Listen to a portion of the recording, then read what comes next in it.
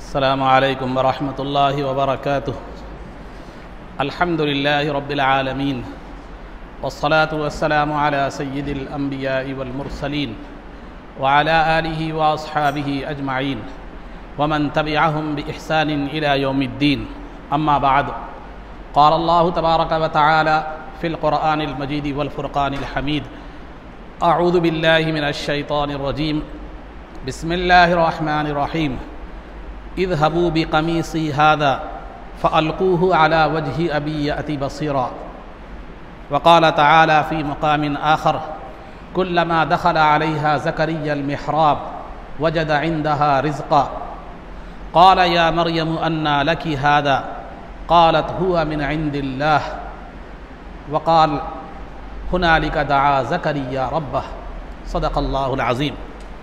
क़ाल अल्लाहु तबारक व तआला फ़ी शानि हबीबिही सल्लल्लाहु अलैहि वसल्लम इन्नल्लाह व मलाइकतहु युसल्लूना अलन नबिय्य या अय्युहल्लज़ीना आमनू सल्लु अलैहि वसल्लिमू तस्लीमा। अल्लाहुम्मा सल्लि वसल्लिम वज़िद व बारिक अला हबीबिका सय्यिदिना व नबिय्यिना व मौलाना मुहम्मदिन व अला आलिहि व अस्हाबिहि अजमाइन।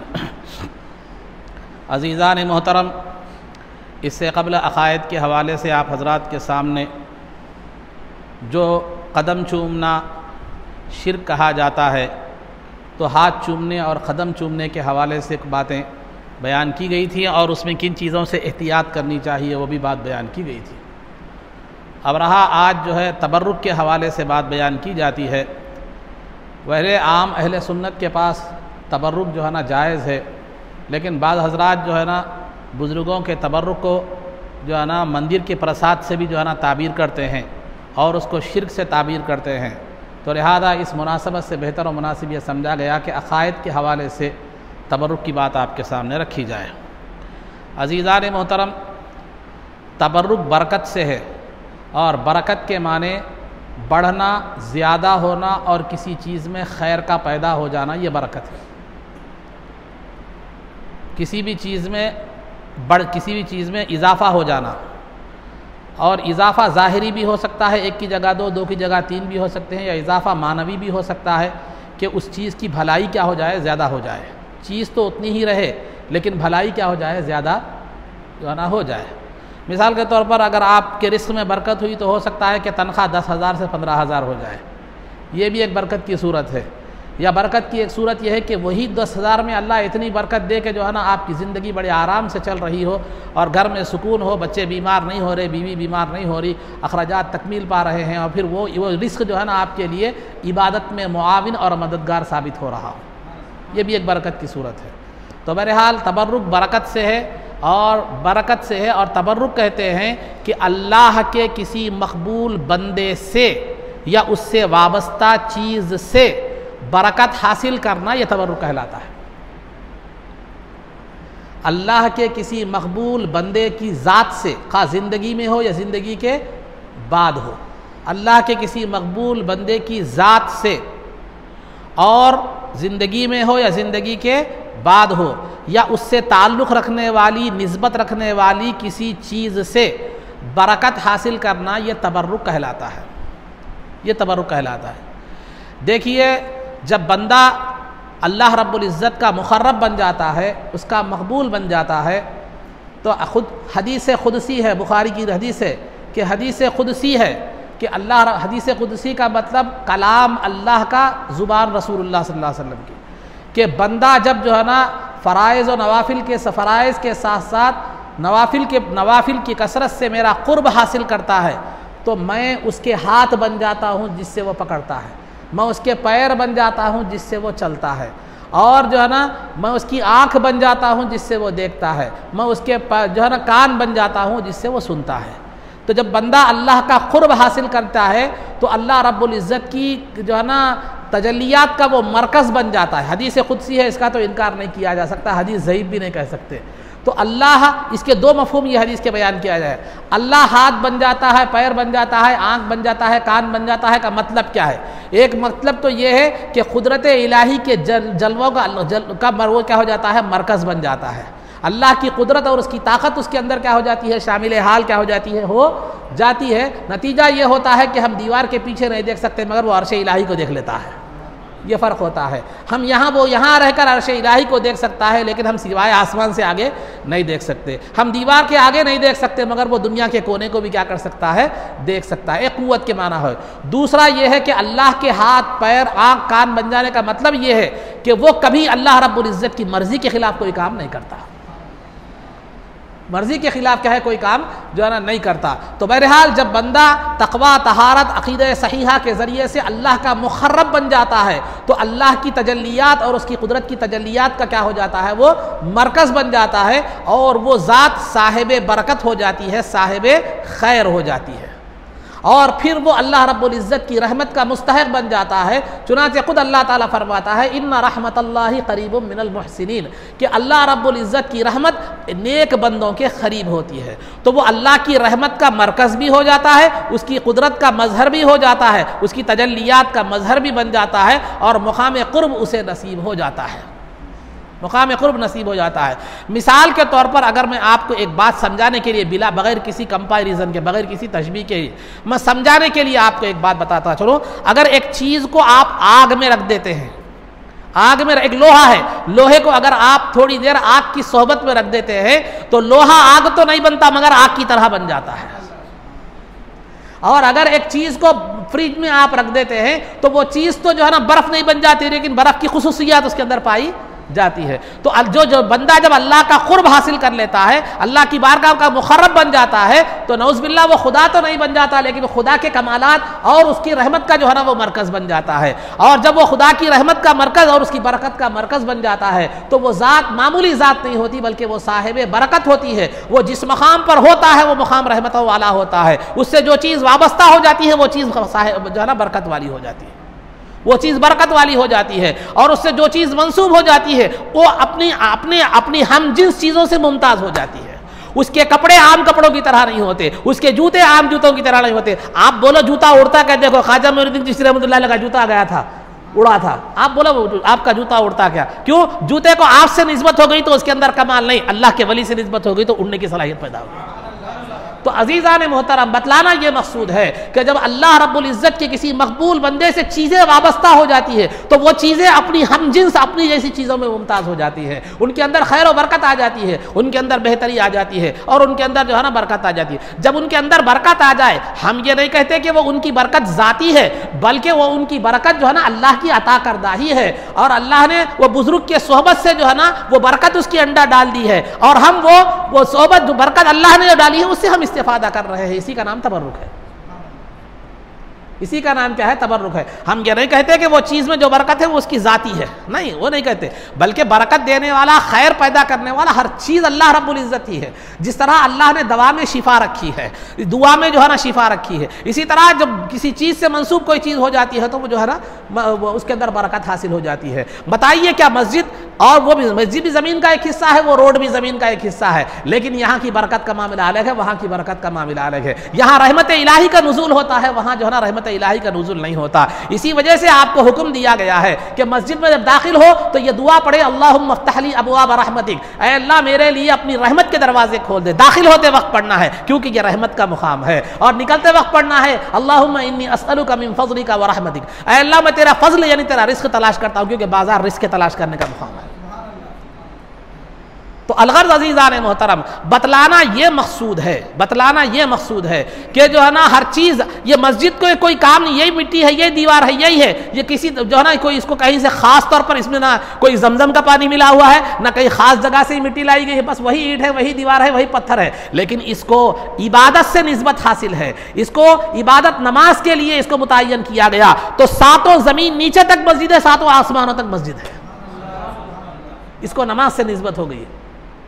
तो यहाँ रहमत इलाही के नाजिल होने का मुकाम बन गया। तो लिहाजा जब अल्लाह रब्बुल इज़्ज़त के मकबूल बंदे, एक हजर अस्वद है, हजर अस्वद क्या है, एक पत्थर है, आप उसको चूम कर बरकत हासिल करते हैं।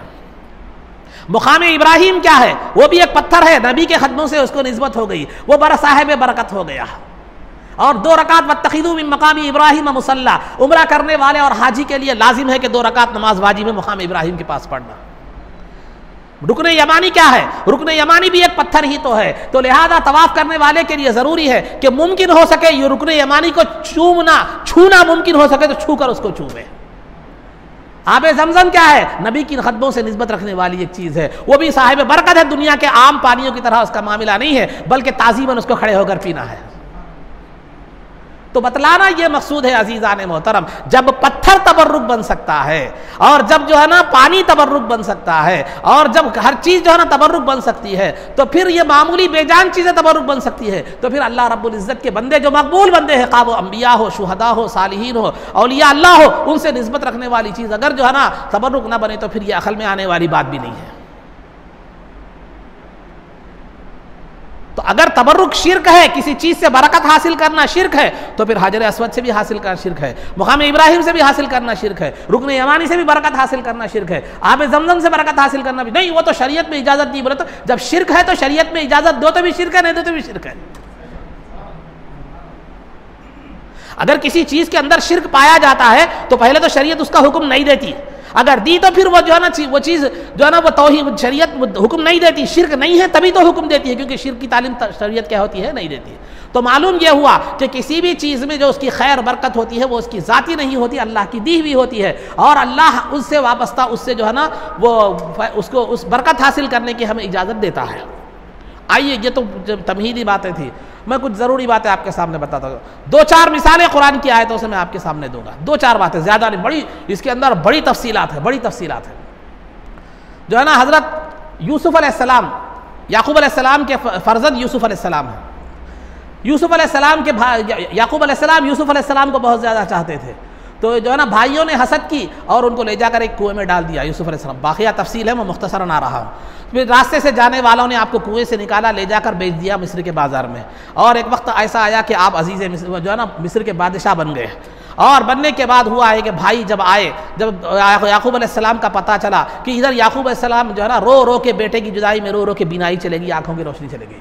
जब यूसुफ अलैहिस्सलाम को मालूम हुआ कि वालिद गिरामी की आंख चले गए हैं, तो लिहाजा आंख चले गए हैं मालूम हुआ, तो अपना खमीस, अपना कुर्ता उतार कर भाइयों को दिया और कहा कि इधबू बि कमीसी हादा, कुरान कहता है इधबू बि कमीसी हादा, मेरी ये खमीस ले जाओ, फअल्कूहु अला वजही अबी आती बसीरा, कि मेरे वालिद गिरामी के चेहरे पर डाल दो तो जो है ना उनकी निगाह लौट कर आएगी। तो लिहाजा याकूब अलैहिस्सलाम के चेहरे पर यूसुफ अलैहिस्सलाम की खमीस डाली गई, तो वो बीनाई लौट कर आ गई और निगाहें वो देखने लग गए।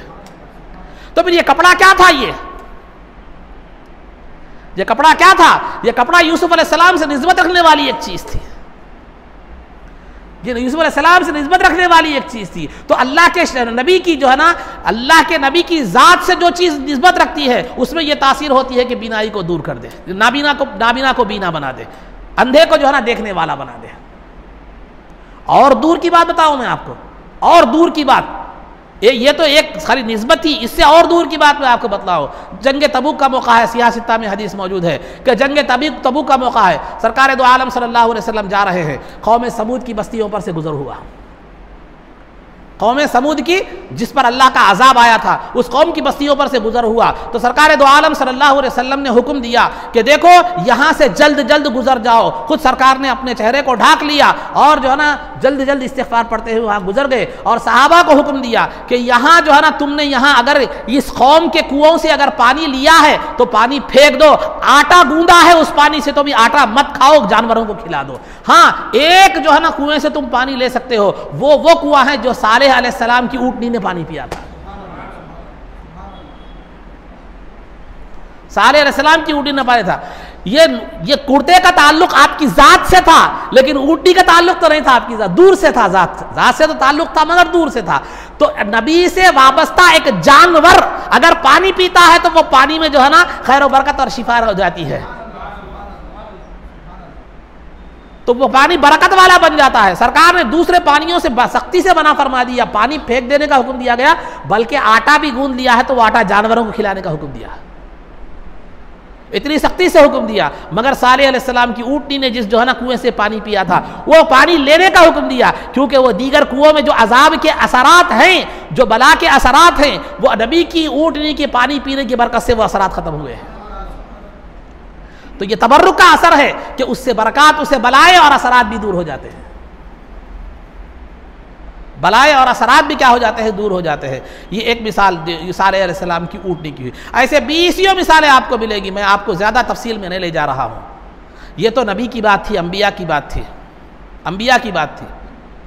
अब उसके बाद सरकार दो आलम सल्लल्लाहु अलैहि वसल्लम का मामला।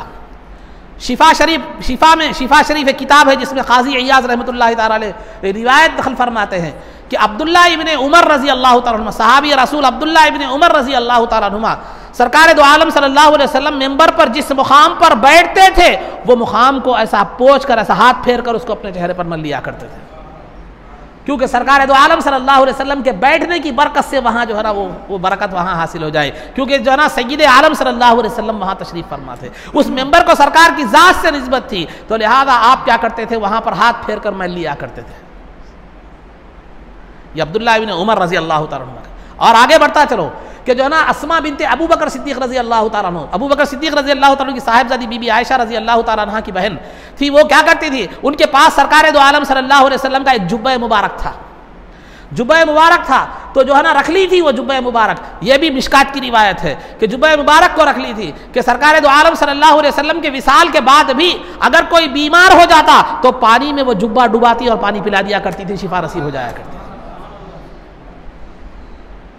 तो जुब्बे को सरकार से निस्बत थी और उसका पानी पिला दिया जाता था, शिफा हो जाती थी। अजीज़ान मोहतरम, ये एक वक्त का वाक़या नहीं। अब कपड़े में जो भी असर होगा क्या होता है, एक जो भी असर, मिसाल के तौर पर आपके जिस्म से कपड़ा पहने उस पर जो भी लग गया हो वो क्या होता है, 1 मरतबा 2 मरतबा 3 मरतबा में क्या हो जाता है, पानी में डुबो कर निकालने के बाद वो असर खत्म हो जाता है। लेकिन ये 1-2 मरतबा का वाक़या नहीं, ये आपका मुसलसल अमल रहा कि जो भी बीमार हो जाता ये सरकार का जुब्बा पानी में डुबोते, पहले पानी पिला देते। अगरचे के हो सकता है ज़ाहिरी एतबार से देखा गया तो असर खत्म होगा, लेकिन मानवी असर उसके अंदर ता क़ियाम क़ियामत बाकी रहेगा। ये है हजरत कबशा रजी अल्लाह ताला अन्हा, ये भी मुश्कात की हदीस है। कबशा रजी अल्लाह ताला अन्हा एक मरतबा सरकार उनके घर में गए, जाने के बाद मिशकीज़ा जो लटका हुआ था, पानी भरा, पानी की एक थैली होती थी, वो मिशकीज़े से सरकार ने मुंह लगाकर पानी पिया तो कबशा रजी अल्लाह ताला अन्हा ने उसके मुंह को बतौर तबर्रुक काट कर रख लिया। ये सहाबा की अकीदत थी, ये सहाबा का तबर्रुक था। ऐसी 20 मिसालें हैं, मैं 1-2 मिसालें नहीं, 20 मिसालें हैं। मैं जो है ना वक्त के लिहाज से मुख्तसर दे रहा हूँ। ये तो था अम्बिया का। और आप कुरान में उठा कर देखिए कि जो है ना एक जालूत नामी एक जालिम बादशाह था। दूसरे पारे में इसका वाक़या तफसील से मौजूद है। बनी इसराइल को जालूत से लड़ना था, वो जालिम बादशाह था। तो वहाँ उस वक्त के जो नबी थे, रिवायतों में आता है कि उनका नाम शमवील अलैहिस्सलाम था। तो लिहाजा उन्होंने जो है ना तालूत को क्या किया, बादशाह के तौर पर जालूत से लड़ने के लिए मुकर्रर किया। तो वो तालूत जो कोई मालदार आदमी नहीं थे बल्कि ताकतवर थे, इल्म वाले थे, लेकिन वो जो दूसरे लोग थे उनकी नज़र में नहीं भा रहे थे, दूसरे लोग थे उनकी नज़र में जो है ना नहीं भा रहे थे। तो तालूत जो है ना, जालूत जालिम बादशाह था, जालूत जाबिर, याद रखिए उस हिसाब से, जालूत जाबिर। तो जो जालिम बादशाह था उसके मुकाबले के लिए तालूत को मुंतखब किया उस वक्त के नबी ने। तालूत में ना कोई ख़ानदानी जो है ना बादशाह थे वो, और ना उनके अंदर कोई माल और दौलत थी। आमतौर पर देखा जाता है बादशाह का बेटा है क्या, इनके बाबा ख़ानदान थे, बादशाह थे क्या, इनके दादा बादशाह थे, कि ये देखा जाता है। लेकिन उनमें ऐसी कोई बादशाहत उनके ख़ानदान में नहीं गुजरी थी, और ना उनके अंदर कोई माल और दौलत थी। तो लोग एतराज़ करने लगे कि ये तालूत को जो है ना तुमने बादशाह क्यों बनाया है, आपने क्यों बादशाह बनाया है, इनकी निशानी क्या है इनके हक होने की। तो लिहाजा उस वक्त के शमवील अलैहिस्सलाम ने कहा कि जो है ना फरिश्ते, वक़ाल लहुम नबियुहुम इन्न आयत मुल्किही अन यातियकुमुत ताबूतु फीही सकीनतुम मिन रब्बिकुम व बक़िय्यतुम मिम्मा तरका आलु मूसा व आलु हारून तहमिलुहुल मलाइका। कि देखो ये तालूत को जो मैं बादशाह मुकर्रर कर रहा हूँ, उनकी बादशाहत के हक होने की अलामत यह है कि एक संदूक, फरिश्ते एक संदूक लाएंगे, खा वो बैलगाड़ी में लाएंगे या आसमान से उतारेंगे, फरिश्ते एक संदूक लाएंगे, और वो संदूक में जो है ना मूसा अलैहिस्सलाम का असा होगा, मूसा अलैहिस्सलाम के कपड़े होंगे, हारून अलैहिस्सलाम का इमामा होगा, उसके अंदर कुछ तबर्रुकात होंगे। वो फरिश्ते वो लाएंगे और लाकर तालूत को दे देंगे। तो ये उसकी बादशाहत की हक्कानियत की अलामत है। तो लिहाजा हुआ ये कि फरिश्ते लाए, वो संदूक लाए जिसमें ये तबर्रुकात थे, और लाकर तालूत को दे दिए। ये बादशाहत की, उनकी बादशाहत की हक्कानियत की निशानी थी। तो बनी इसराइल जब भी कोई जंग होती तो वो जो है ना उस तालूत को, उस संदूक को सामने रखते थे, उस संदूक को सामने रखकर जो है ना दुआ करते थे। तो अल्लाह रब्बुल इज्जत उन तबर्रुकात की बरकत से उन्हें फतह नसीब फरमाता था। जैसे खालिद बिन वलीद रजी अल्लाह ताला अन्हु, नबी पाक सल्लल्लाहु अलैहि वसल्लम के मुंह मुबारक को टोपी में आपने सी लिया था और आपका खौल था। खुद खालिद बिन वलीद अपना तजुर्बा बयान फरमाते हैं कि ये पहन कर मैं जब जंग में जाता हूं तो मुझे फतह और कामरानी नसीब होती है मुंह मुबारक की बरकत से।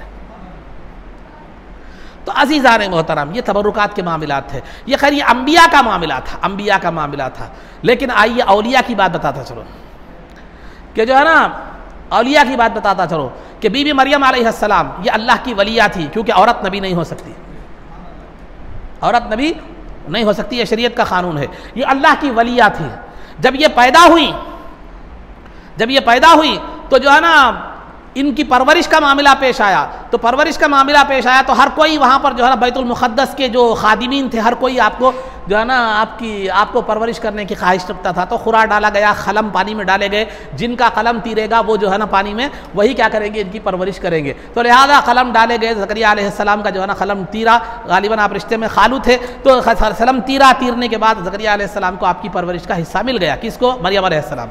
तो ज़करिया अलैहिस्सलाम ने बैतुल मुक़द्दस में एक मुक़ाम बना दिया था, कमरा बना दिया था जो है ना। उसके बाद बीबी मरियम को वहाँ पर रहने का हुक्म दिए और कभी आते थे, खबरगिरी करते थे, ज़रूरत वगैरह की चीज़ें लाकर दिया करते थे। लेकिन जो है ना कुरान कहता है एक मरतबा दो मरतबा का वाक़या नहीं, कुल्लमा दखला अलैहा, जब कभी भी ज़करिया अलैहिस्सलाम, जब कुल्लमा का कुरान की आयत करी, कुल्लमा एक आध मरतबा का, जब कभी भी। कुल्लमा का तर्जुमा किसी भी तफसीर में आप उठाकर देखिए, कुल्लमा दखला अलैहा ज़करिया मिहराब, कि जब कभी भी ज़करिया अलैहिस्सलाम जो है ना उनके कमरे में दाखिल होते तो वजदा इंदहा रिज़्क़ा, तो वहाँ रिज़्क़ को पाते थे।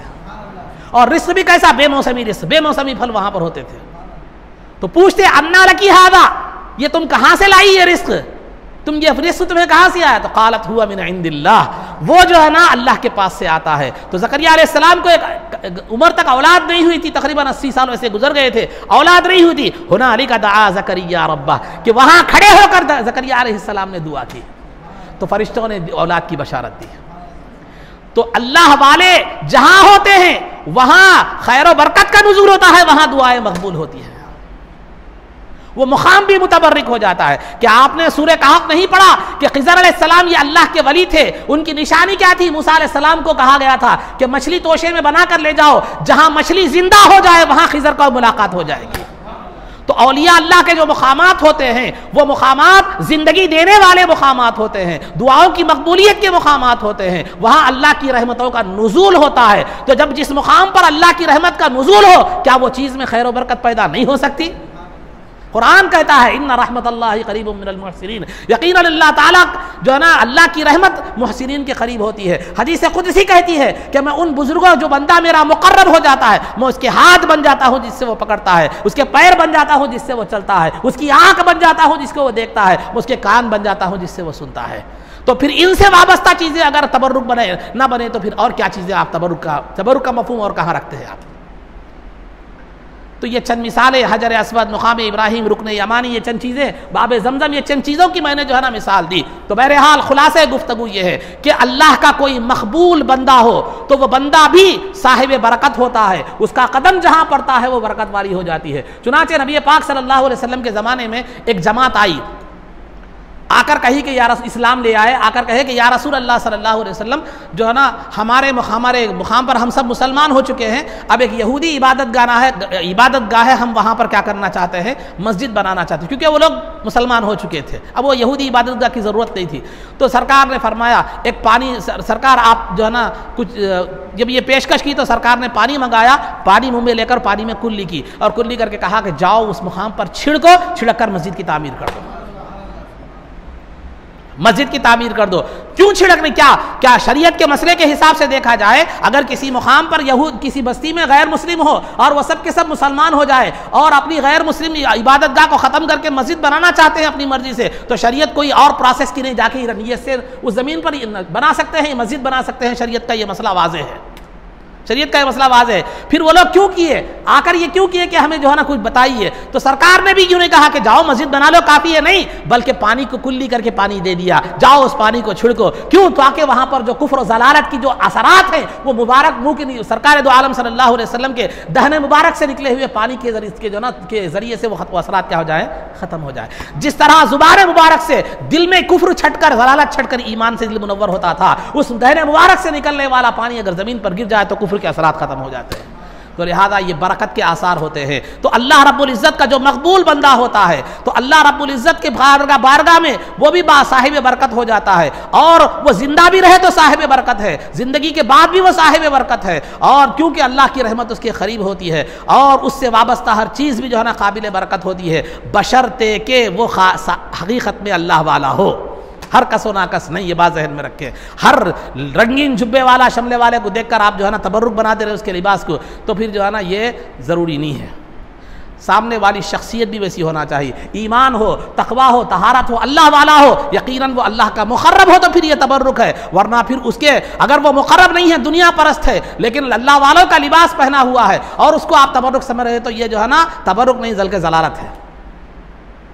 तो अजीज़ान मोहतरम, तो तबर्रुक किसी भी चीज़ में जो बरकत होती है वो उसकी ज़ाती नहीं होती, बल्कि खुलासा गुफ्तगू बता रहा हो, किसी भी चीज़ में जो बरकत होती है वो उसकी ज़ाती नहीं होती बल्कि अल्लाह की दी हुई होती है। वो बुज़ुर्ग के फैज़ से क्या होती है हासिल, जो है ना उसके अंदर वो बरकत आती है, और उसके अंदर जो बरकत आती है अल्लाह उस बुज़ुर्ग को, उस मकबूल बंदे को उसका ज़रिया बनाता है। और अगर हम उससे अल्लाह की दी हुई बरकत से हम इस्तेफ़ादा करने की कोशिश करें इस नीयत से, तो फिर वो तबर्रुक कोई शिर्क भी नहीं है और बुज़ुर्गों का तबर्रुक प्रसाद भी नहीं है जो आमतौर पर कहा जाता है। और एक बात मैं आपको तजुर्बे की आप हमारे आम हालात के लिहाज से बात बताता चलो। हमारे पास जब किसी बुजुर्ग के जो है ना मज़ार पर फूल डाले जाते हैं, फूल डालना होता है तो सर पे ले जाते हैं डालने के लिए, और जो डाले हुए फूल होते हैं वो ले जाके कचरे में फेंक देते हैं, और वो जो गिलाफ वगैरह होते हैं वो गिलाफ वगैरह पर कलीमा लिखा हुआ होता है, ले जाके कोने में फेंक देते हैं कहीं भी कचरे दाल में। ये हमारी भी गलतियां हैं, इससे इज्तनाब करने की जरूरत नहीं है। याद रखिए, जब तक दरगाह पर फूल न पड़ा था वो तबर्रुक नहीं था, पढ़ने के बाद वो तबर्रुक बन गया। अब वो भरने के बाद वो एहतराम करना जरूरी है, लाने से पहले एहतराम करना जरूरी नहीं है। लाते वक्त तो सिर पर रखकर लाते हैं, संदल हो, फूल हो, जो भी हो, लेकिन वहां लगाने के बाद उसको जो है कचरे में फेंक देते हैं। अरे ये तो तबर्रुक अब बना, बनने से पहले जो है ना आप उसकी कदर करें, लेकिन बनने के बाद जो है ना उसकी कदर हमारे पास नहीं रही। और एक मैं तजुर्बे की बात आपको एक बात बताता चलूं, जब किसी बुजुर्ग की मज़ार पर अगर आप जाएं, ये मेरा आप राय से इख्तिलाफ रख सकते हैं और जो है ना ये कर सकते हैं, जब किसी बुजुर्ग की मज़ार पर जाए तो उस मज़ार पर जो फूल होते हैं उन फूलों में सब में पुराना जो फूल है वो खाए, क्योंकि वो अल्लाह वाले की सोहबत में ज्यादा देर रहा हुआ है। क्योंकि रहमत इलाही जो नाजिल हुई है कसरत से उस पर नाजिल हुई है, वो अरसा बहुत ज्यादा रहमत का उस पर गुजरा है। ये काम कीजिए, एक जाती आपकी राय है, मर्जी आपकी। तो अजीज़ान मोहतरम, ये चंद बातें तबर्रुक के हवाले से बतलाई गई। तो अहले सुन्नत वल जमात के नज़दीक अल्लाह के किसी मकबूल बंदे से ज़िंदगी में हो या ज़िंदगी के बाद हो, या उससे किसी निस्बत रखने वाली किसी चीज़ से जिसमें अल्लाह ने बरकत दी है, उससे बरकत हासिल करना, बरकत की नीयत से उसे इस्तेफ़ादा करना, ये शिर्क भी नहीं है, प्रसाद भी नहीं है, गैरों से मुशाबहत भी जो है ना नहीं है, बल्कि वहाँ तो एक आईने तौहीद है। क्योंकि हम इस बात के कायल हैं कि वो बरकत उस चीज़ की ज़ाती नहीं है बल्कि अल्लाह की अता करदा है, बल्कि खुद उस बंदे में जो बरकत है वो भी अल्लाह की अता करदा है। ये तबर्रुक के हवाले से चंद बातें आप हजरात के सामने रखी गई, बात बड़ी हो गई। अब आइए, सीरत में मैंने आपके सामने अज़वाज मुतहरात का जिक्र किया था तसलसल के साथ। सरकार की अज़वाज 11 अज़वाज मुतहरात की कुछ मुख्तसर सीरतें भी बयान की गई थी। फिर सरकार की 4 कनीज़ों के हवाले से भी चंद बातें मुख्तसर आपके सामने बातें बयान की गई थी। अब रहा आज दुनिया जो दुश्मनान इस्लाम है, जो यहूद व नसारा हैं, जो हमेशा इस्लाम दुश्मनी का जो है ना कभी भी कोई मौका जो है ना जाने नहीं देते, तो वो यहूद व नसारा सरकार पर एक बहुत बड़ा एतराज़ करते हैं कि सरकार ने 11 बीवियाँ की। तो सरकार क्या है, तुम्हारे नबी खुद जो है ना नौज़बिल्ला नौज़बिल्ला नौज़बिल्ला नौज़बिल्ला आइश परस्त थे। 11 बीवियाँ करने की क्या ज़रूरत थी? उन क्या बनूँ उनके लिए समझ में बात नहीं आ रही, लेकिन मस्जिद का मेंबर है इसलिए मैं जो है ना अदब का लिहाज रख रहा हूँ। उन नादानों को ये पता नहीं है कि सरकार दो आलम सल्लल्लाहु अलैहि वसल्लम की 11 अज़वाज मुतहरात में से सिर्फ एक कुंवारी थी, बाकी पूरी बेवाएँ थी, मुतल्लक़ा थी, जिनके हालात आपने जो है ना सुने हैं, मैंने मुसलसल तसलसल के साथ बयान किया है। 25 साल की उम्र है। अरब के लोगों को सरकार से इख्तिलाफ 40 साल के बाद हुआ। इख्तिलाफ 40 साल ऐलान नबूवत के बाद हुआ। ऐलान नबूवत से पहले वो आपकी जात को भी मानते थे, बात को भी मानते थे। जात भी मोतबर थी, बात भी मोतबर थी। खूबसूरती का आलम यह था कि 14वीं का चांद जो है ना शर्मा जाए। नौजवानी का आलम यह था कि 40 मर्द भी मुकाबला नहीं कर सकते थे। और रुकाना जैसे पहलवान, जिसके अगर वो किसी कपड़े पर खड़ा हो जाए तो 10 पहलवान मिलकर जिस उस कपड़े को हरकत नहीं दे सकते थे, उस रुकाना को आपने बच्चे की तरह पलट दिया था, पटक दिया था। ताकत के एतबार से ये आलम, खूबसूरती के 14वीं का चांद शर्मा जाए। और सदाकत व अमानत का मतलब ये कि गैर भी सादिक और अमीन कहकर पुकारते थे और आपके फैसलों को माना करते थे, जैसे हजर अस्वद का फैसला है, और जो है ना आपके पास अपनी अमानतें रखा करते थे। अरब में कोई ऐसा नहीं था कि आप अगर पैगाम भेजे तो आपको पैगाम का इनकार कर दे। लेकिन 25 साल खूबरू नौजवान जिसकी ख्वाहिशात क्या होती है, आज एक नौजवान होता है तो शादी करने जब जाता है तो देखता है बच्ची बड़ी खूबसूरत हो, अगरचे के खुद भिलावा क्यों ना हो, बच्ची खूबसूरत होना, वेल जो है ना अच्छे पैसे वाले होना, कभी जरूरत पड़े तो ससुराल वाले सपोर्ट करना, गाड़ी देना, जोड़े की रकम देना, फुला देना, खुद क्या है वो नहीं देखता। लेकिन 25 साल की उम्र में क्या ख्वाहिश होनी चाहिए? अगर वाकई ज्यादा निकाह करने का मकसद अगर जो है ना ख्वाहिशात नफसानी होती तो सरकार 25 साल की खूबरू भरी जवानी में 40 साल मुतल्लका बेवा खातून से निकाह नहीं करते, जबकि उम्र में 15 साल का फर्क है। फिजिकली एतबार से अगर औरत और मर्द के दरमियान 10-15 साल, औरत अगर 10 साल की छोटी है मर्द से तो कोई मतलब नहीं है, लेकिन औरत मर्द से 10 साल बड़ी है या 15 साल बड़ी है तो वो उतना मुनासिब नहीं होता। जवाज की बात अलग है, जवाज की बात क्या है, अलग है।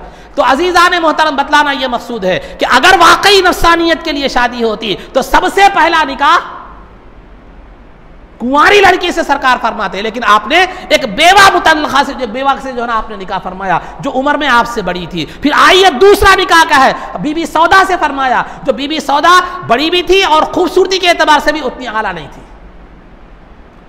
मकबूल सूरत थी, खूबसूरत भी नहीं थी। उसके बाद भी जो है ना आपने फरमाया, उसके बाद 11 अज़वाज में से सिर्फ एक बीबी आयशा कुंवारी थी, बाकी के सब मुतल्लका या बेवा थी और बड़ी उम्र की भी थी, सरकार से अच्छी खासी उम्र की भी थी, लेकिन सरकार ने हर एक से निकाह फरमाया। अगर ख्वाहिशात नफसानी के लिए शिकार ख्वाहिश होती, अगर खूबसूरती की ख्वाहिश होती तो अरब में आपको देने के लिए खूबसूरत औरतों की कमी नहीं थी। अगर माल और दौलत की बात होती तो मालदार से मालदार जो है ना औरतें आपको मिल सकती थी, लेकिन आपका मकसद ख्वाहिश नफसानी की तकमील नहीं। अरे अगर मालदारी मकसूद होती तो फिर आपने कितना माल जमा किया? अल्लाह ने कहा ऊती तु मफातिहल खज़ाइनल अर्द, मैंने अपने महबूब को जमीन के खजानों का मालिक बना दिया है। हुक्म देते तो जमीन खजाने उगल लिया करती थी, तो लिहाजा लेकिन आपने फख्र फाखे को तरजीह दी। अपने जो फख्र फाखे की जिंदगी इख्तियार की, मजबूरी में नहीं इख्तियार में इख्तियारी थी।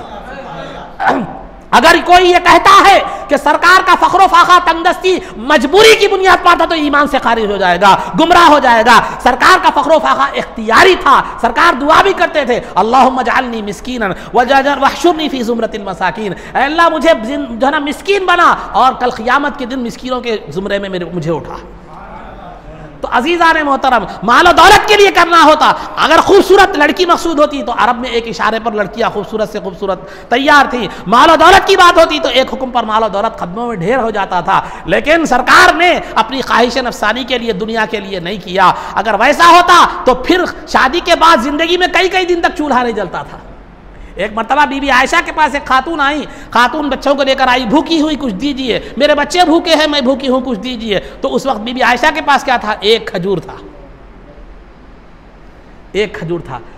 तो सरकार दो आलम सल्लल्लाहु अलैहि वसल्लम ने अज़वाज मुतहरात को दुनिया की खातिर नहीं ये करा, दुनिया की खातिर अपनी ख्वाहिश के लिए आपने कसरत अज़वाज को नहीं अपनाया, बल्कि मसलिहत क्या थी उसकी?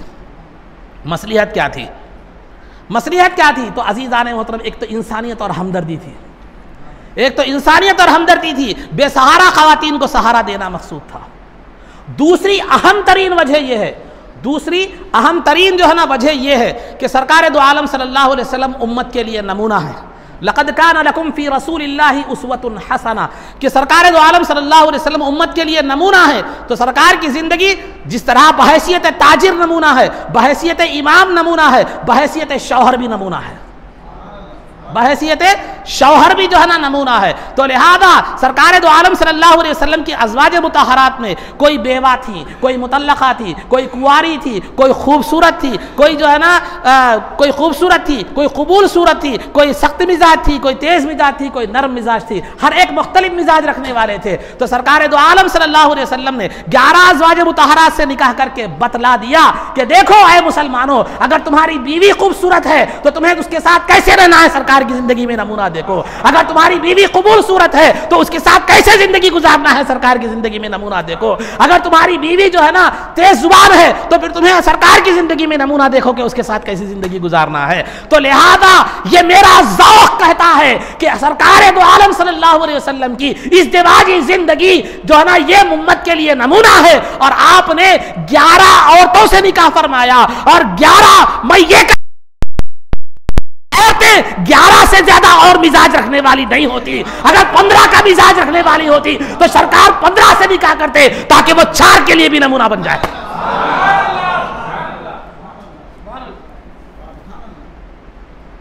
तो अजीज़ान मोहतरम, तो ये मिजाज जो था मुख्तलिफ मिजाज हर एक के लिए नमूना बन जाए। बीवी पसंद नहीं, खूबसूरत नहीं, ये कबूल सूरत है तो सरकार उसके साथ भी कभी भी आपने उसके साथ जुल्म नहीं किया, उसके साथ बेरुखी नहीं बरती, उसके साथ जो है ना वो जो है ना एक सौतेला मामला नहीं फरमाया। तो ये नमूना बताने के लिए था। ये हादिये उम्मत थे, रहबरे उम्मत थे, उम्मत के लिए नमूना थे और नमूना बनकर आए थे बशरियत के लिए। तो लिहाजा अजीज़ान मोहतरम, इसलिए आपने कई जो है ना औरतों से निकाह फरमाया,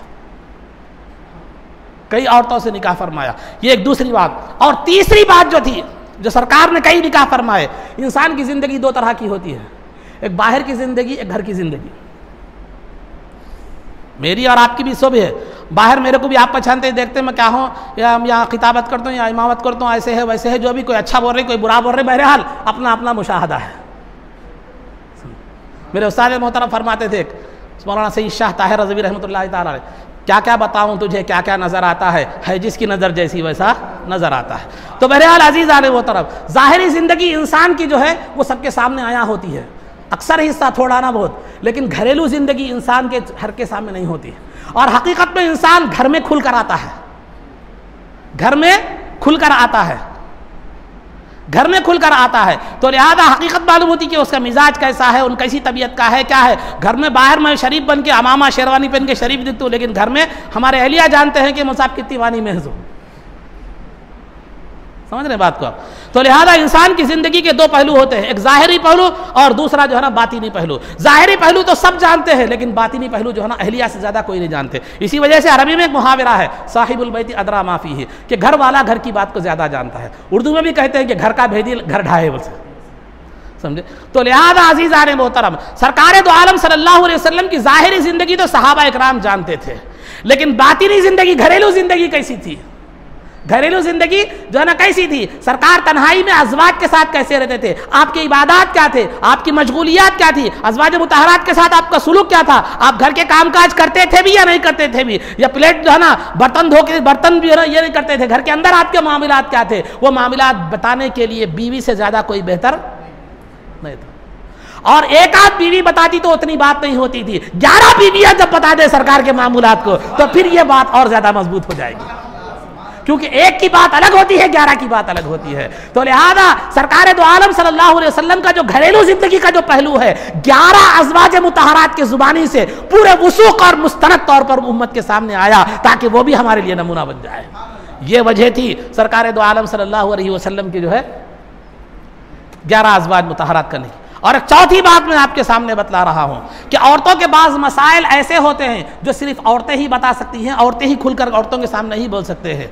लिहाजा उन औरतों के मसाइल बताने के लिए, उन औरतों की रहनुमाई करने के लिए, खैर सरकार की ज़ात तो एक वालिद गिरामी की तरह थे, लेकिन उन औरतों की रहनुमाई के लिए सरकार की ज़िंदगी के बाद भी कोई किसी की ज़रूरत थी जो हम जिन्स हो, क्योंकि एक औरत के सामने जितना खुलकर बात कर सकती है वो मर्द के सामने नहीं कर सकती। तो लिहाजा सरकार दो आलम सल्लल्लाहु अलैहि वसल्लम के अज़वाज मुतहरात के जरिए से सरकार ने औरतों के लिए 11 मुअल्लिमात को तैयार किया, जो क़यामत जब अपनी ज़िंदगी के रहते तक वो औरतों की रहनुमाई का काम अंजाम देते रहे और उनके मखसूस मसाइल को हल करते रही। ये थे 11 अज़वाज मुतहरात। ये नादानों को जो अक्ल से, बसारत से, बसीरत से अंधे हैं, जो नफसानी ख्वाहिश पर सोचते हैं, जिनकी तहजीब खुद ये है कि उनकी औलाद का बाप कौन है नहीं मालूम, उनकी औलाद का बाप कौन है नहीं मालूम, वहां औरत की उनके सामने सिवाय ये हैसियत के कि ख्वाहिशात नफसानी की तस्कीन के आले के सिवा औरत की उनके पास कोई हैसियत नहीं है। अब वो कह रहे हैं मेरे मुस्तफ़ा पर वो कीचड़ उछाल रहे हैं। अरे नादानो, तुम्हारा सरकार की जान में गुस्ताखी करना ऐसे ही है कि सूरज को अगर थूकते हो तो वो थूक तुम्हारे मुंह पर भी आएगा, लेकिन सूरज की अजमत में कोई फर्क नहीं पड़ेगा। तो अजीज़ान मोहतरम, ये सरकार दो आलम सल्लल्लाहु अलैहि वसल्लम ने 11 अज़वाज मुतहरात जो बयान क्यों फरमाई, इसी कई मसलिहतें हैं, कई मसलिहतें, लेकिन 2-4 बातें मैंने आपके सामने बतला दी। तो अजीज़ान मोहतरम, इस्लाम जितना पाकीज़ा मजहब है। अब एक नई बातें उठ रही, मर्द को 4 शादियों की इजाज़त क्यों है, एक बात, फिर मर्द को 4 है तो औरत को नहीं है इजाज़त 4 की। ये बातें हैं, इंशाल्लाह वक्त हो गया, बाद में बताऊंगा मैं इंशाल्लाह, अगले जुमा में इस पर जो है ना बात करेंगे। सिर्फ ये सरकार की 11 अज़वाज के ताल्लुक से जो हिकमतें थी मैंने आपके सामने क्या ही मालूम है ये रखी, और उसके बाद जो है ना मसाइल में आप हजरात के सामने जो है अरकान नमाज का बयान चल रहा था। नमाज के अरकान यानी फ़राइज़, अंदरूनी फ़राइज़ जिसको कहते हैं या अरकान भी कहते हैं, तो उनके बारे में बहस चल रहा था। तो आपके सामने तकबीर तहरीमा भी हो गया, क़ियाम भी हो गया, क़िरात भी हो गई, रुकू भी हो गया, सजदा भी हो गया। अब ये जो है ना, और एक क़ायदे अखीरा, क़ायदे अखीरा हर नमाज के आखिर में, नमाज के ख़त्म पर जो बैठते हैं उसको क़ायदे अखीरा कहते हैं। नमाज 2 रकात वाली है तो 2 रकात पर, 3 रकात वाली है तो 3 रकात पर, 4 रकात वाली है तो जो है ना 4 रकात पर, 4 रकात। तो नमाज के आखिर में जो बैठते हैं वो क़ायदे अखीरा कहलाता है। यहाँ पर एक गौर से एक बात याद रखिए, नमाज अगर फ़र्ज़ है, वाजिब है, सुन्नत मुअक्कदा है, नमाज फ़र्ज़ है, वाजिब है, सुन्नत मुअक्कदा है, तो इसका जो है ना नमाज ख़त्म होने के बाद 4 रकात वाली नमाज रहे तो 4 रकात के बाद, 3 रकात वाली नमाज रहे तो 3 रकात के बाद, 2 रकात वाली नमाज रहे तो 2 रकात के बाद, तो नमाज के आखिर में जो क़ायदा होता है वो क़ायदे अखीरा कहलाता है, यानी आखिरी क़ायदा कहलाता है। कोसी नमाज में फ़र्ज़, वाजिब, सुन्नत मुअक्कदा। उसके अलावा जो भी नमाजें हैं यानी सुन्नत गैर मुअक्कदा, नफिल नमाजें, हर नमाज हर 2 रकात का जो क़ायदा है वो क़ायदे अखीरा का दर्जा रखता है, वो फ़र्ज़ है, वो क़ायदे अखीरा का दर्जा रखता है, वो फ़र्ज़ है। आप उसमें अत्तहियात भी पढ़ेंगे, दुआए मासूरा भी पढ़ेंगे, दुरूद इब्राहिम भी पढ़ेंगे, अफजल है, नहीं पढ़े तो कुछ भी नहीं होता। हर कायदा फ़र्ज़ है। सुन्नत गैर मुअक्कदा, ये जितनी भी नमाजें हैं, फ़र्ज़, वाजिब और सुन्नत मुअक्कदा, इन नमाज़ों में जो है ना नमाज के आखिर में जो क़ायदा होता है, नमाज के ख़त्म पर जो क़ायदा होता है वो क़ायदा क़ायदे अखीरा कहलाता है, जो कि फ़र्ज़ है। उसके अलावा सुन्नत गैर मुअक्कदा और नफिल नमाज़ों में जो क़ायदा होता है, हर 2 रकात के बाद आप 4 रकात वाली नमाज भी पढ़ रहे हो, जैसे सलातुत तस्बीह है, 4 रकात वाली नमाज भी पढ़ रहे हैं, तो हर 2 रकात के बाद जो क़ायदा होता है वो क़ायदा फ़र्ज़ है, सुन्नत गैर मुअक्कदा में और नफिल में। तो आप 2 रकात के बाद क्या करेंगे, अत्तहियात के बाद दुरूद इब्राहिम भी पढ़ेंगे, दुरूद दुआए मासूरा भी पढ़ेंगे, अगरचे के 4 रकात वाली नमाज आप पढ़ रहे हों। मिसाल के तौर पर सलातुत तस्बीह आप पढ़ रहे हैं, तो क्या करेंगे आप 2 रकात के बाद अत्तहियात पढ़ेंगे, 2 रकात में जो पहला कायदा अत्तहियात पढ़ेंगे, दुरूद इब्राहिम, दुआए मासूरा पढ़ेंगे, फिर तीसरी रकात के लिए खड़े होंगे, तीसरी रकात में सना पढ़ेंगे,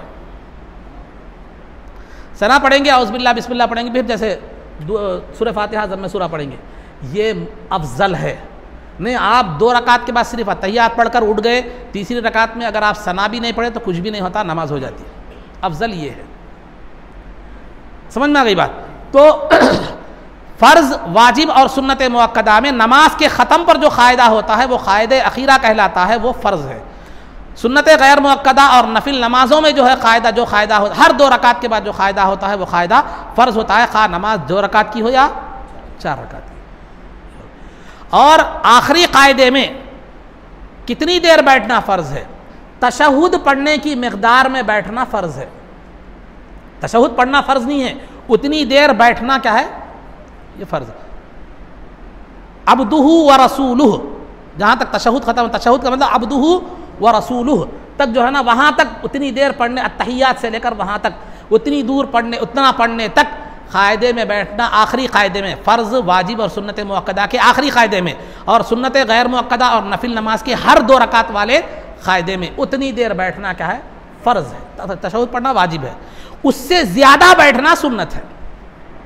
दुरूद इब्राहिम पढ़ने की उतनी देर, दुआए मासूरा पढ़ने की उतनी देर, इतनी उससे ज़्यादा बैठना क्या है, ये सुन्नत है। तो ये क़ायदे अखीरा के हवाले से आपके सामने बात बयान की, ये नमाज का ही है। और आखिरी रुकन जो है, नमाज को अपने फ़ेल से ख़त्म करना, अपने अमल से ख़त्म करना। यानी अपने अमल से ख़त्म करना का मतलब ऐसा काम करना, तमाम अरकान ख़त्म हो गए, आप क़ायदे अखीरा में बैठ गए, तहियात पढ़ लिए, दुआ दुरूद इब्राहिम पढ़ लिए, दुआए मासूरा पढ़ लिए, तो नमाज को अपने अमल से ख़त्म करना मतलब ऐसा अमल करना जो नमाज के ख़िलाफ़ हो, जैसे हंस दिए, किसी से बात करे या क़िबले से मुंह फेर दिए, ये अपने अमल से नमाज को ख़त्म करना ये क्या है, फ़र्ज़ है। लेकिन सलाम के ज़रिए से नमाज को ख़त्म करना ये वाजिब है। सलाम के ज़रिए से नमाज को ख़त्म करना ये वाजिब है। इसको और क्लियर कट में समझाऊँ, आप आखिरी क़ायदे में बैठे, अत्तहियात पढ़ लिए, दुरूद इब्राहिम पढ़ लिए, दुआए मासूरा पढ़ लिए, पढ़ने के बाद क्या करें, क़िबले से फिर गए, क़िबले से फिर गए, तो बहैसियत फ़र्ज़ तो आपकी नमाज अदा हो गई, लेकिन आप सलाम के ज़रिए से फेरना, नमाज को ख़त्म करना वाजिब था, आपका वाजिब छूट गया था, नमाज को दोबारा याद रखें, वाजिब छूटने की बुनियाद पर। बात समझ में आ गई पूरा? तो नमाज को अपने अमल से ख़त्म करना ये क्या है, फ़र्ज़ है। तो ये फ़राइज़ नमाज हो गए। और दूसरा और एक फ़र्ज़ कि जिस रकात में, हर रकात में जो रुकुन डबल नहीं आता, जो रुकुन डबल नहीं आता, उसमें तरतीब का लिहाज रखना फ़र्ज़ है। ये भी उसमें तरतीब का लिहाज रखना फ़र्ज़। जैसे क़ियाम है, ये डबल नहीं आता, एक रकात में एक ही मरतबा आता। रुकू है, क़िरात है, ये एक रकात में एक ही मरतबा आती है। क़िरात मैंने कुरान पढ़ना, जिसकी तफसील पीछे आई है। और रुकू है, तो ये जो है ना, ये एक ही मरतबा आता है। इसमें तरतीब जो है ना, ये एक ही मरतबा, इसमें तरतीब ज़रूरी है। अगर ऐसा आपको उल्टा कर देंगे इसको, तो फिर वहाँ दो सूरतें पैदा हो जाती हैं। उल्टा कर देंगे तो आप दो सूरतें पैदा जाती हैं। मिसाल के तौर पर आप क्या करें, रुकू क़िरात से पहले रुकू कर दिया, अल्लाह अकबर बोल के तकबीर तहरीमा बोलते रुकू में चले गए, क़िरात नहीं पढ़े। तो क़िरात से पहले अगर आप रुकू कर दिया, करना क्या था आपको, क़िरात पढ़ना था, रुकू करना था, आप क्या कर दिए, पहले रुकू कर दिए, पहले क्या कर दिया, आप रुकू कर दिए। तो अब क्या करना है आपको, वह रुकू करके वैसे कंटिन्यू करके नमाज ख़त्म कर दिया तो नमाज आपकी नहीं हुई, नमाज नहीं हुई। तो आपको क्या करना पड़ेगा, रुकू करे ना, फिर उठ के क़िरात पढ़ना, फिर उसके बाद रुकू करना और आखिर में सज्दा सहू करना, तरतीब बदलने की बुनियाद पर सज्दा सहू करना। आप नहीं, क़िरात से पहले रुकू कर लिए, अल्लाह अकबर बोल के रुकू में चले गए, फिर उसके बाद क़िरात कर लिए, आप इजी ले लिए, उसको नमाज़ पूरी मुकम्मल करें तो आपकी नमाज नहीं होती। तो हर रकात में जो रुकुन डबल नहीं आता, उसमें तरतीब का लिहाज रखना ज़रूरी है। लिहाज नहीं रखे, वैसे ही नमाज मुकम्मल कर दिए तो आपकी नमाज नहीं हुई। इसके ताल्लुक़ से और मसाइल आगे हैं, मैं बताऊँगा आपको, ये मुख्तसर ज़हन में रखिए। एक बात हो, दूसरी बात यह है, तमाम नमाज के जितने भी अरकान हैं उसको बेदारी की हालत में अदा करना, सो जाना नहीं, बेदारी की यानी जागती हुई हालत में अदा करना।